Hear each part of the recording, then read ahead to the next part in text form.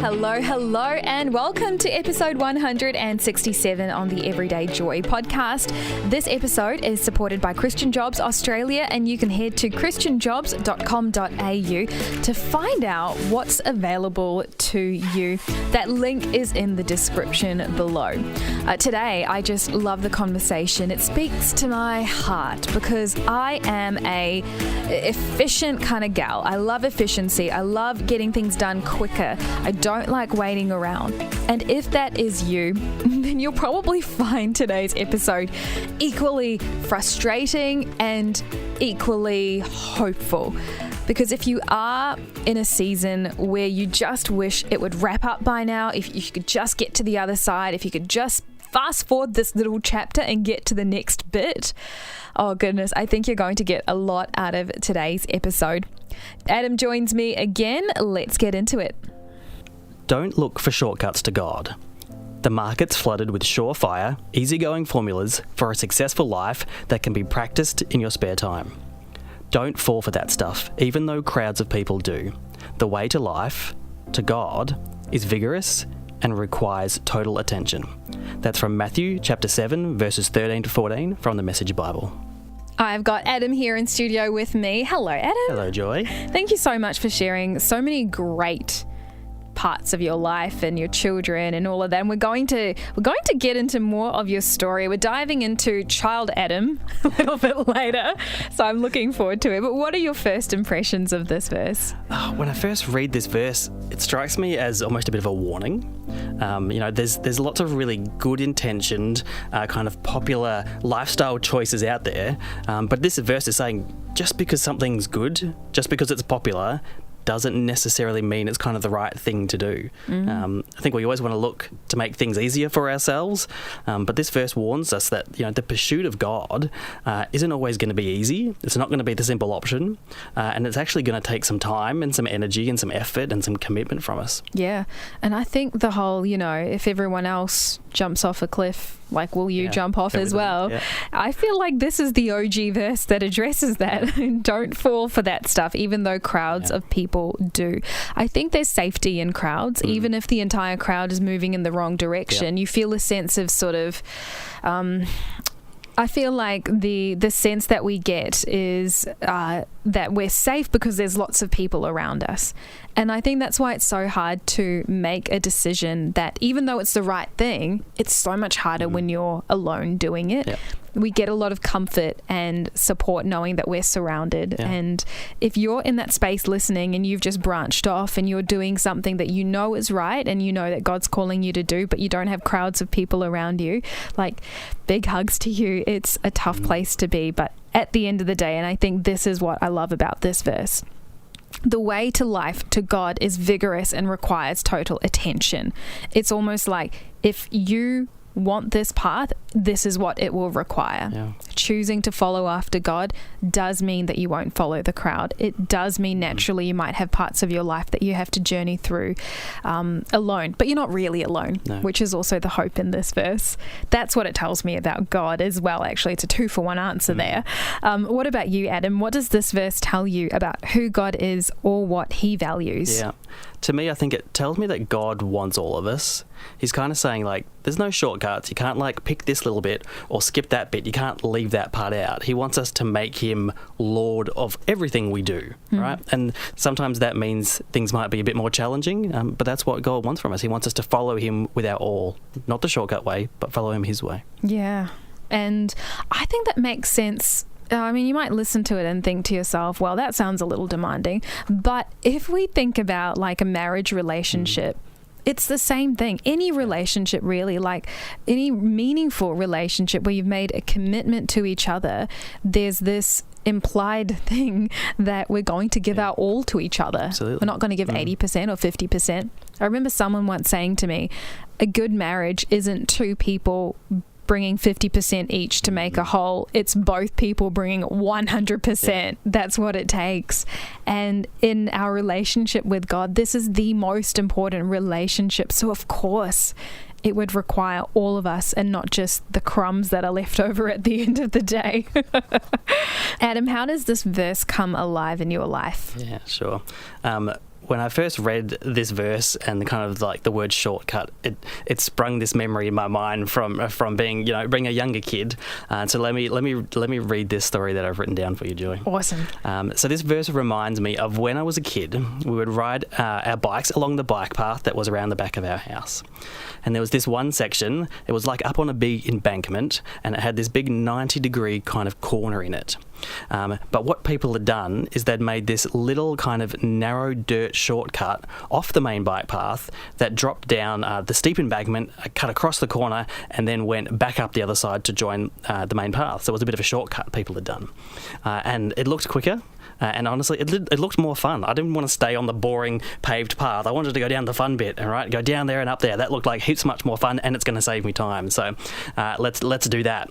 But what you couldn't see from the main path is that the shortcut was full of potholes and puddles and mud. And when you rode down it, you'd scratch your legs on all the plants. You'd lose all your momentum that you had, and then you weren't actually able to get up the steep embankment up on the other side. So we really quickly learned, as much as it looked fun, but we quickly learned it really just wasn't worth taking the shortcut. And even though the main path was longer, it took more time, in the end it actually ended up being easier than the shortcut if we took it. And in the same way, I think sometimes we see an alternative to God's path that might look easier, but when you venture down it, you actually find it's full of potholes and it's full of muddy puddles. But what this verse is telling us is that it takes time and effort and commitment, and sometimes hardship, to be honest, to stay on God's path, but ultimately it works out for the better, and as this verse says, it leads to life. Yeah, that is such a good visual. I literally can imagine that. Yeah. And I think there was one key thing you said. It was faster. Yeah. Or it seemed to be faster. The number of times I have stood in line at a grocery store and I've seen a shorter line and I've said, oh, that's going to get me there faster. And I move over, make the decision, and then I realise that this person in front of me actually wants to talk to the person for 20 minutes. And I just said to myself, if I had just stayed in that lane, I would have been out by now. And I think that's the temptation. What spurs us on to take those shortcuts is the fact that we are going to get there faster. Yeah. But there's so much richness in the wait, in the learning, in doing things the right way and doing things the long way sometimes. Yeah, and the other thing that stands out to me is often the journey actually builds your faith as well. So if you try and shortcut the journey, you're not actually building that faith in God. Yeah, that's so true. If we think of almost any good thing in our life, right, we appreciate it 10 times more when we come to that point where we almost lose it, or when we've had to fight for it. It's the journey, like you were saying, Adam. It's in the pursuit of it that when it finally arrives, you love it more. You're more grateful for it. You probably will look after it better. For a lot of people I know who've been single for a very long time and they finally meet that person and they are like the best spouse ever because they have prayed for them. They have gone on all the dates. They have put in all the work. They've cried through all of those nights of loneliness. And when they have that person, they never forget the journey that it took to get them, and they lavish love, and they're just so, like, I'm just going on and about, but I've seen so many couples like this, and I think you're so right. There's something to be said about the journey. So for anyone listening right now who's a bit of a shortcut taker, they want to get there fast, what would be your encouragement off the back of this verse? Look, as I said, the journey often builds the faith. If you're shortcutting it and you're trying to sidestep it or avoid the harder bits, it's not actually what God's saying. You can't fully embrace and enjoy everything that He's got for you if you want to pick and choose the bits that He has.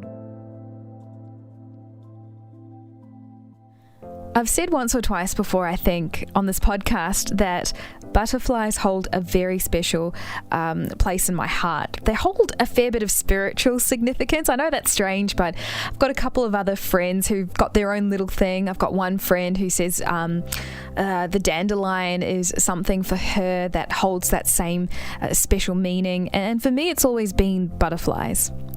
And the reason why is because I am a rusher. I like to rush things. I want to get to the other side. When it comes to my sewing, I just want to wear the outfit, and I lose the joy of the process along the way.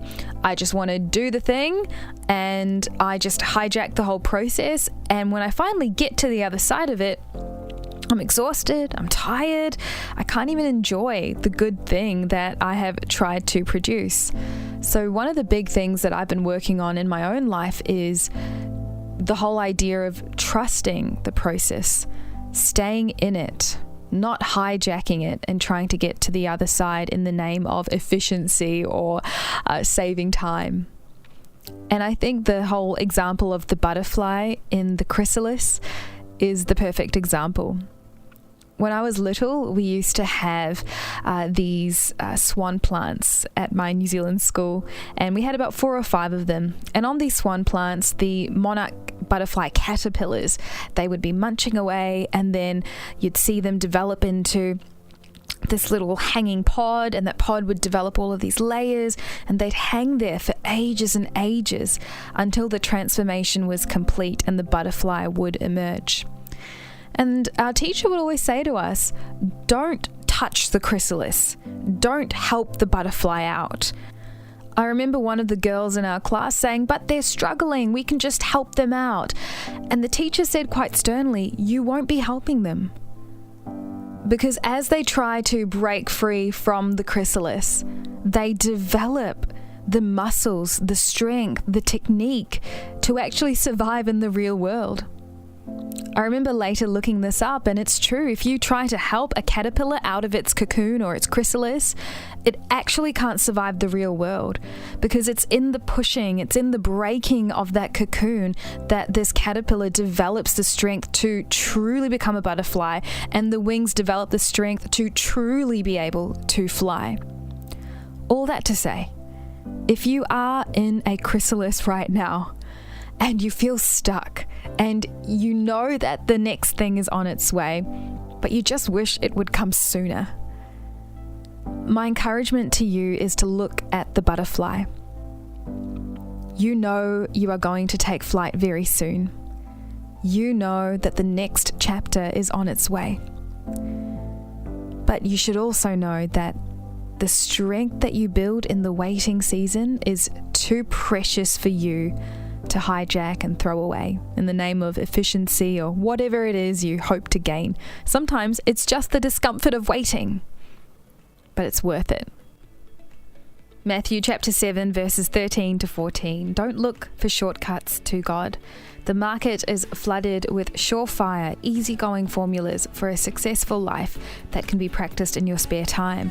Don't fall for that stuff, even though crowds of people do. The way to life, to God, is vigorous and requires total attention. Well, that wraps up today's episode on the Everyday Joy podcast. I look forward to catching up again tomorrow and wrapping up the week with Adam.